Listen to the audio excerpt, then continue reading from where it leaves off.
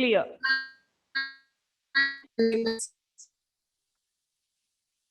Steffi, your voice was breaking. Yes. Ma'am, 9th one. Next question. The country that has maximum dash available in the market is dash size variation. Okay. And available in the market is United States. States. Yes. US. Okay. Hmm. So, what is the speciality? The speciality of about the size that is available in the US fashion market is that just like India, if we consider India as a market, okay, India as a market, a lot of different types of body types are there. Different variety of body types are there in India. So, if we go to North Indian part, most of the women's are having broader, wider shoulders. Okay. Hmm? Wider shoulders and all. And if we come to southern region, ours is more like a hourglass kind of silhouettes, or our hip part will be more curvier. Okay. Hmm? So different types of body silhouettes or body types are there in India, and the same goes with, and the height also. When we consider India as a whole market, tall people are there, short people are there, right? Really short people are there. So in that case, also different types of body type is there in Indian market, and the same goes with US market also. Hmm? Different types of people, body types are there also. So the US market have this sizing pattern called size size group for short people and size group for tall people. So the size group for short people will be like S32 or S28. There will be an S in the front to denote that this particular size is for short people. Hmm? And there will be T32, T34 for tall people. Hmm. This kind of sizing is not available in India, but in US it is there. Special size category for short people and tall people. Okay. So when I go for purchasing a top and everything, I always buy bigger sizes, because otherwise it will not be big enough for me. It will not be large enough for me. So the length will be too short. So I always buy larger sizes. Hmm. Okay, so just like that. So S denotes short and T denotes tall. So the Y variation, size variation is available in US. Okay, is that question clear? Anything else apart from that? So what about question number 14? Identify the part. Unit 3.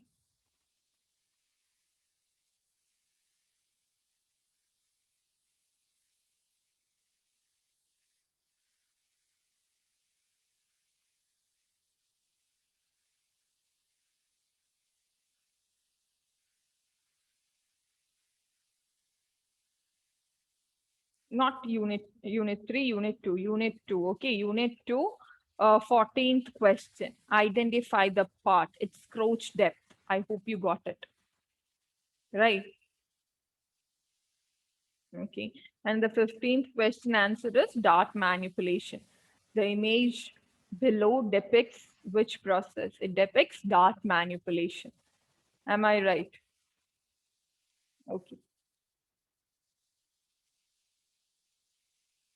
So the measurement required for any neckline is the depth of the neck measured from the nape of the neck point to the center front diagonally.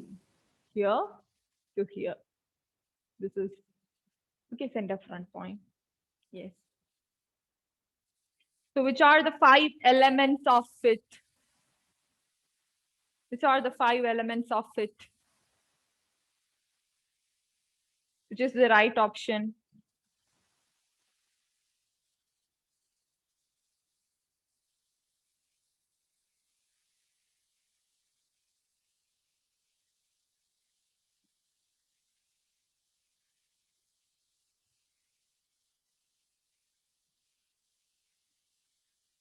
It's option number 1.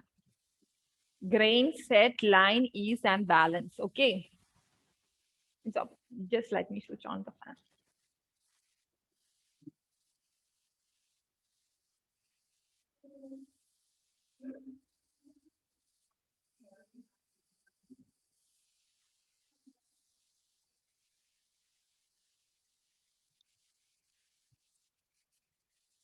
So yes.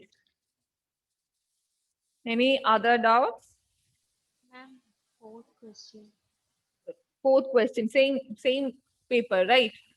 So the dart is dashed or wedge shape that gives dash to the flat piece of dash, right?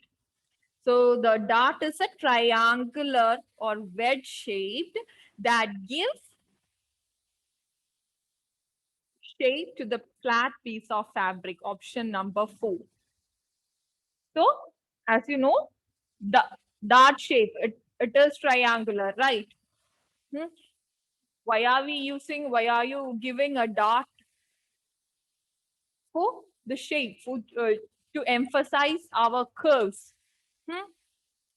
So shape, triangular shape.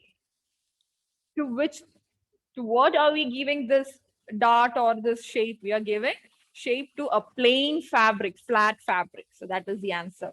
So the dot is a triangular or wedge shaped that gives shape to the flat piece of fabric. So that is the answer. Ma'am, Fourth option. 14th one. Identify the part, crotch depth. Option 2, crotch depth. Okay. Okay.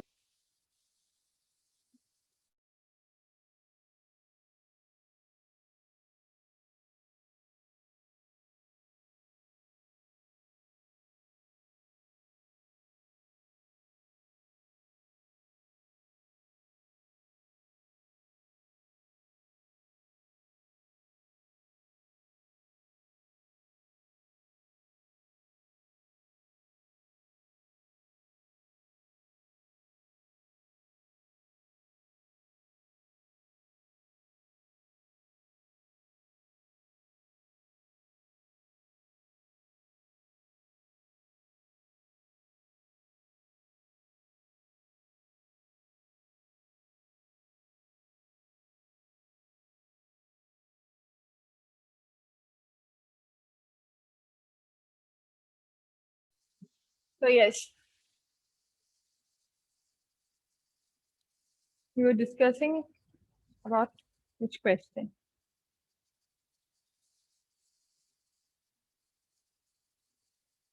Unit 2, right? Any other doubts?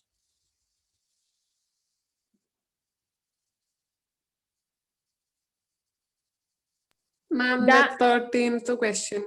13th Nape of the question. neck. Yes, nape of the neck point to the center front diagonally. Here to here. Okay, Okay. so that is. Dash is used for making a seam line on a pattern. Notcher. Okay, the answer is notcher. You know the answer of 10th question, right?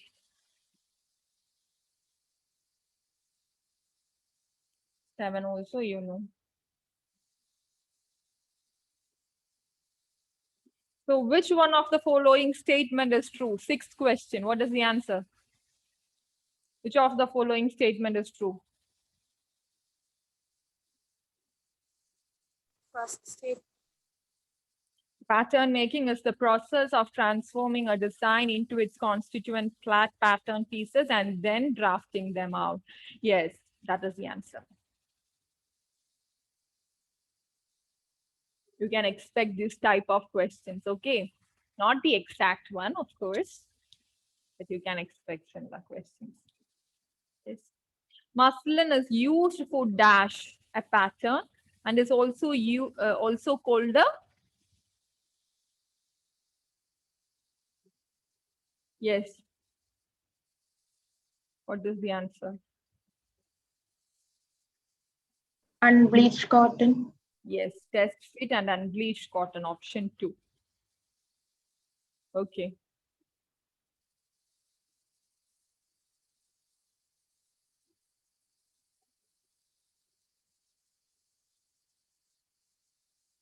Yes. Is that Ma'am, it? Yes, dear. question number 7. Question number 7. Which one of the following statement is true? Hip line is 3-inch down from the waistline. Hip line is 4-inch down from the abdomen. Hip line is 3-inch above abdomen. Hip line is 5-inch down the waistline. Hip line is 4-inch down from the abdomen. Answer option 2. Okay. I guess I explained it on Saturday, right? So from the waist is this part. If you bend, if you try to bend your body, so the part that bends is called your waist. That is the waist point. And the abdomen is 3 inches down from your waist. Okay, 3-inch down from your waist. And hip line is 7 inches down from your waist. Okay, so hip line is 7 inches down from your waist and abdomen is 3-inch down from your waist. So that means from abdomen, waist hip line is 4 inches down. So that is the right option. Option 2. So yes.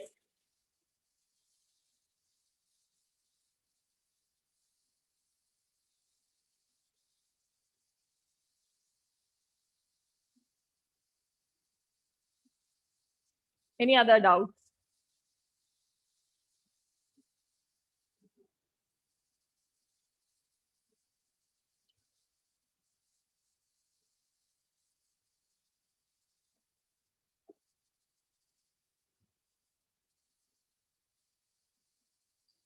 Ma'am, Yes. 8th question is calf rate. Ankle, Eighth question. Eighth. Angle length measurement. Calf. Not calf. Angle should be measured around the ankle bone. It's angle bone. Option 2. So calf is bit higher than the ankle point, right? So it's not that. So ankle should be measured around the ankle bone. Okay. So option 2. A pattern can be cut out by dash method and dash method. What is the answer for that question? Answer. Slash and spread and pile. No. Slash and spread and pivot Flat. method. Yes, Flat. flat method and draping method. Okay, it's option number 2. Slash and spread and pivot method or whatever it is, it's dart manipulation. Slash and spread and pivot method is dart manipulation techniques. Okay, slash and spread and pivot method is dart manipulation technique, and flat method and draping method is pattern development techniques. Okay. Okay.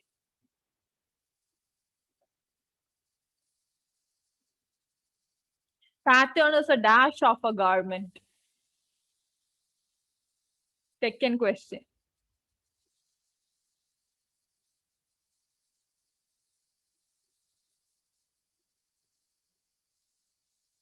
What is Structure.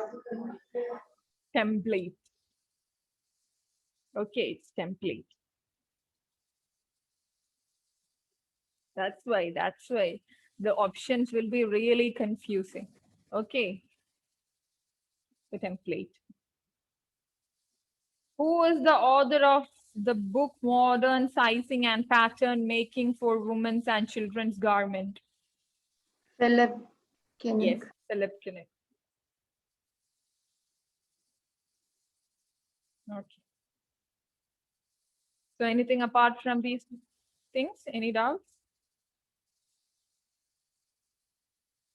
Ma'am, chapter 3, question number 30. Chapter 3, identify the silhouette, right? So it is let me just check. Apple, pear, rectangle, and hourglass. Option number 2. Okay, identify the silhouette. Apple, pear, rectangle, and hourglass.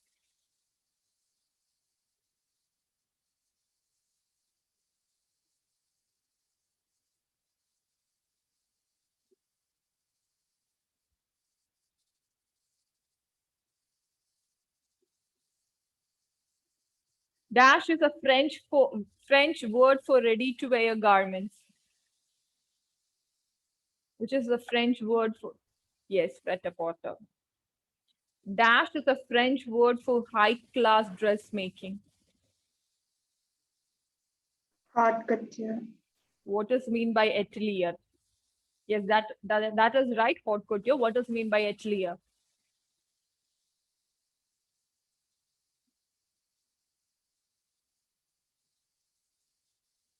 Atelier is basically a design house. Okay.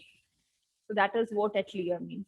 Just like how we call boutique or something, atelier is basically design house. So I have seen a lot of people, a lot of design students using this word called atelier to denote their collection, which is really wrong. So atelier is basically a design house. Okay. So the British ready-to-wear industry flourished during which year? The British industry, fashion industry, ready-to-wear industry flourished during the year. Which year? 1960. 1960s, yes. With the help of Mary Quant, right? Okay.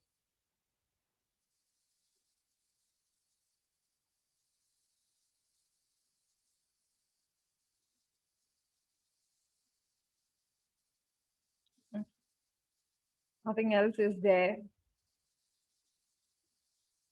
Ma'am, Yes, dear. eighth question is Milan. Dash is the business capital of fashion. No, New York. New York is the business capital of fashion. Okay.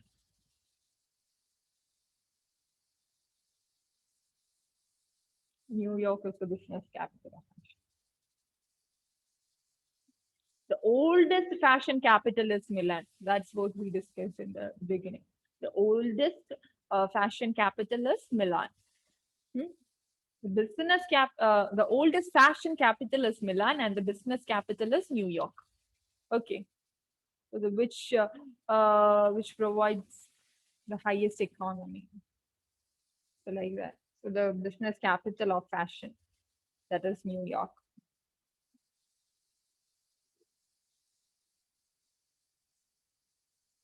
So yes. So I guess that's it, right? Any other any other doubts? Ma'am, sixth question. Sixth question. Dash is the country which can be credited to introduce casual and sports garments in the fashion industry. I guess I'm not wrong. I'm having a doubt at this point. So just let me check.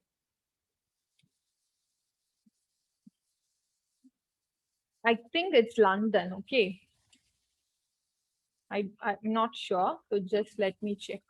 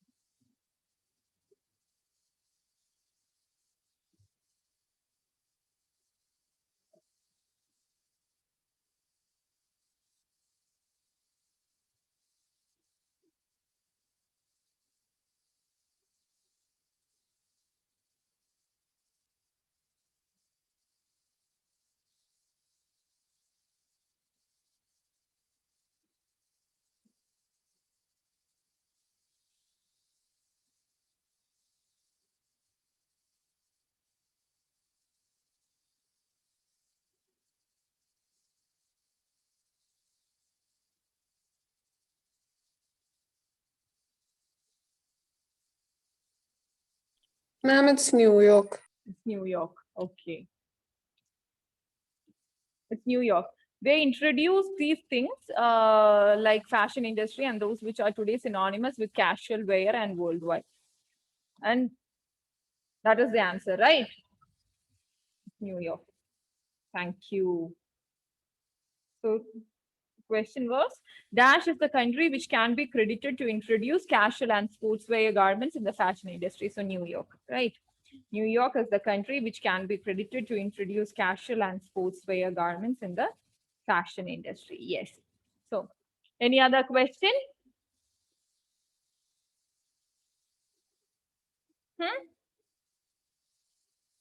Ma'am, ninth one. Ninth one. Dash was a popular group of music. It's Beatles. Okay. Option 2. Dash was a popular group of music band which had mass fan following in the decade of 60s, bringing a dramatic change in the menswear dressing. That is Beatles. Okay. Option 2. Ma'am, Yes, dear. but I think I have read Rolling Stones too. Both are there. Which one? The In Rolling question, Stones. Rolling Stones. It is in the text. It is Rolling Stones. No, both are there. ma'am. Beatles and Both. Rolling Stones. Okay. Okay. Okay. So I don't know. Okay. So maybe both are the right answers. But I guess I saw Beatles. Okay. Anyway, you read the textbook, right? Yes, ma'am. Okay. So both will be the answer then.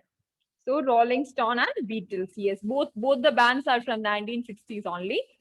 So yes.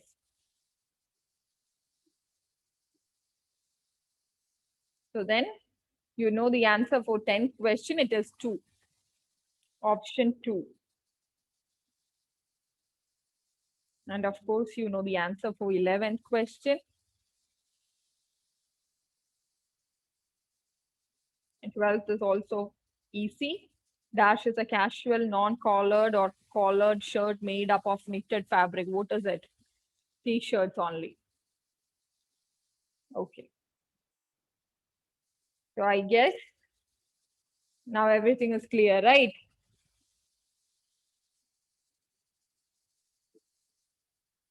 Any doubts apart from this?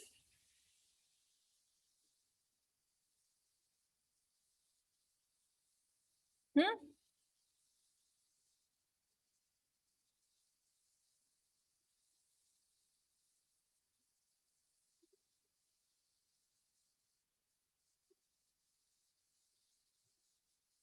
Any doubts?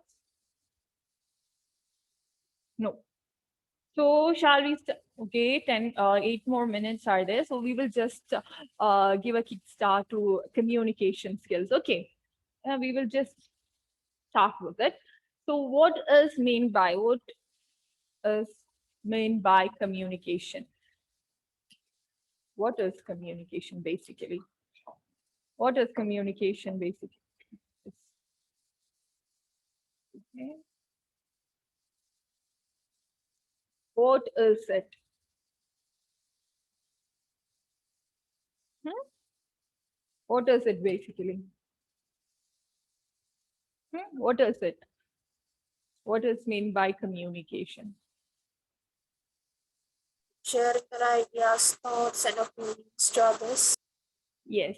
Sharing your thoughts, sharing informations about anything, right? The communication is basically interacting with each other or sharing information, right? So there will be a sender, there will be a receiver, there will be questions, there will be answers through which we will be exchanging informations, right? There will be a sender who will encode all these messages and there will be a receiver who will decode it. Hmm. When it comes to communication, communication is of two types. Which are they? When it comes to communication, communication is of two types. Which are they?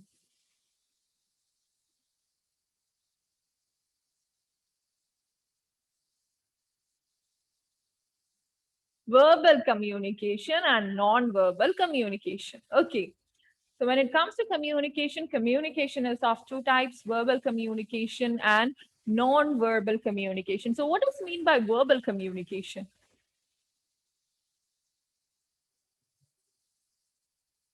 What does mean by verbal communication? The type of communication that we are having right now, whether it is face to face, whether it is online, whether it is through a phone call, whatever it is, the type of communication which use words, which use words. So those kind of communication are called verbal communication. So verbal communication is again classified into two: oral communication and written communication. Okay. So the letters that you write, the messages that you send through WhatsApp, Facebook, Instagram, whatever it is, those are verbal communication. The one we are having right now is also verbal communication. It's oral. Okay. What about non-verbal communication then? What about non-verbal communication? What about non-verbal communication? Sometimes, sometimes instead of yes, we just shook our head, right? We just shake our just like this, yes, right?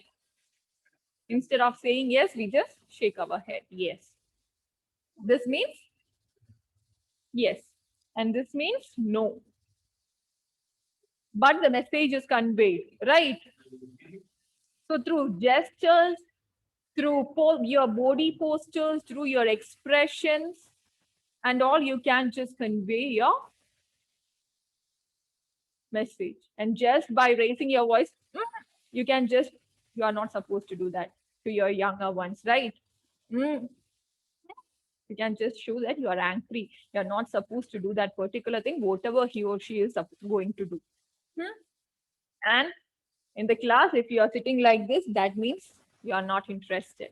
So you are not telling directly that you are not interested, but from your body posture, the information is passed. Am I right? And through your facial expressions, you sometimes communicate with your friends. Am I right? You used to move your eyeballs, and using your eyeballs, you just motion him or her that you are supposed to come to the back. Or just go, right? So that's all expression. So without the use, the message or the type of communication we have with each other, without the usage of words, are called non-verbal communication. Okay, that is called non-verbal communication.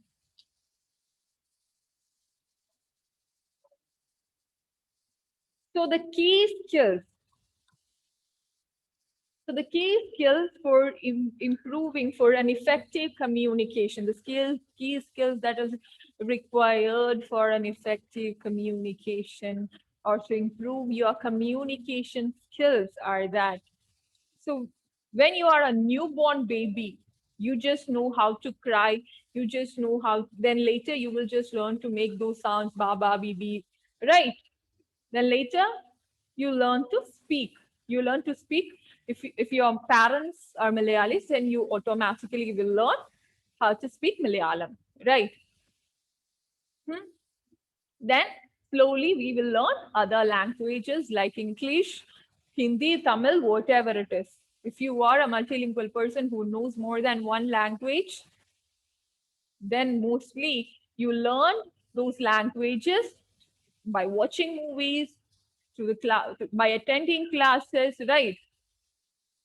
So some people are mute just because they are deaf.